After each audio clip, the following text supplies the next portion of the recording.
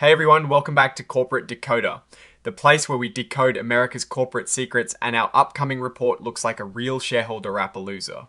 Let's dive in today. We are dissecting a very important document from INVO Fertility Incorporated, a company operating in the fertility space. This filing. A proxy statement is essentially an invitation to their special meeting of stockholders and a detailed explanation of what they want to discuss and vote on.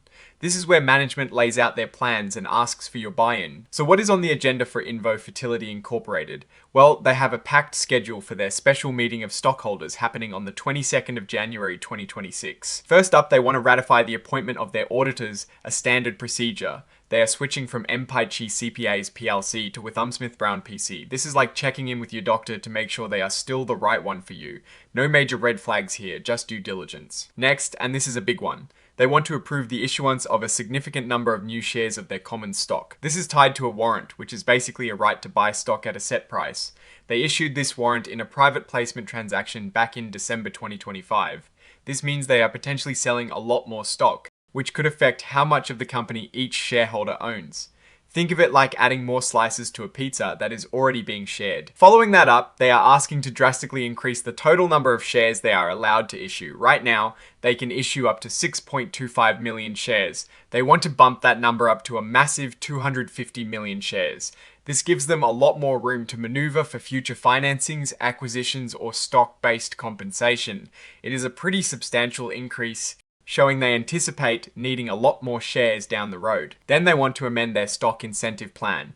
This is basically their way of giving stock options or awards to employees and executives. They want to increase the number of shares available under this plan to 1 million. This is to reward and retain their key people. Finally, they want the ability to adjourn the meeting if there aren't enough votes to pass the important proposals. This is a safety net to make sure they can still get the shareholder approvals they need. Now, let's delve into the numbers and see what is really happening behind the scenes. Looking at the executive compensation for the year 2024, Stephen Shum, the Chief Executive Officer, received a salary of $260,000, and Andrea Gorin, the Chief Financial Officer, received a salary of $215,000. In 2023, Stephen Shum's salary was $201,875 and Andrea Gorin's was $173,750.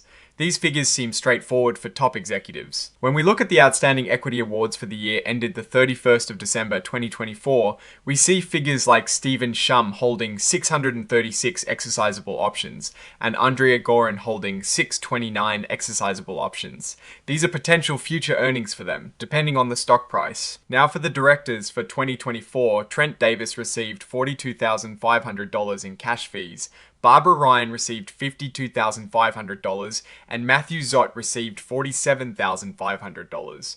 These are payments for their service on the board. This is where things get really interesting.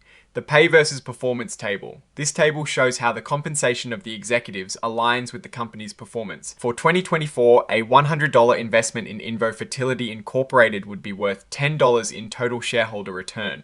That means a 90% loss on that initial investment. That is a pretty rough year for shareholders. In 2024, the company reported a net loss of $9,053,676. In 2023, that loss was $8,034,612. And in 2022, it was a whopping $10,892,511. They are consistently losing money. Looking at the reconciliation of summary compensation table total to compensation actually paid for the CEO in 2024, the reported total compensation was $260,000, but the compensation actually paid was $256,230.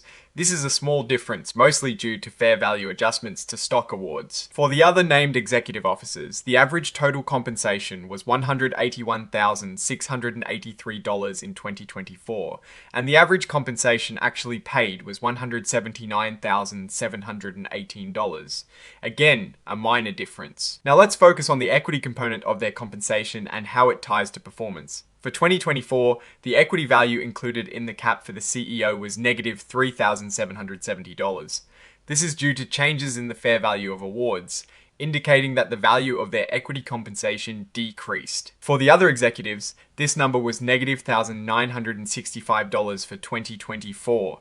This again suggests that the value of their equity awards took a hit. Finally, let's look at the securities authorized under their equity compensation plans. As of the 31st of December 2024, under their equity compensation plans approved by security holders, there were 4,095 securities to be issued upon exercise of outstanding options, warrants, and rights. With a weighted average exercise price of $1,005.60, they also had 6,846 securities remaining available for future issuance.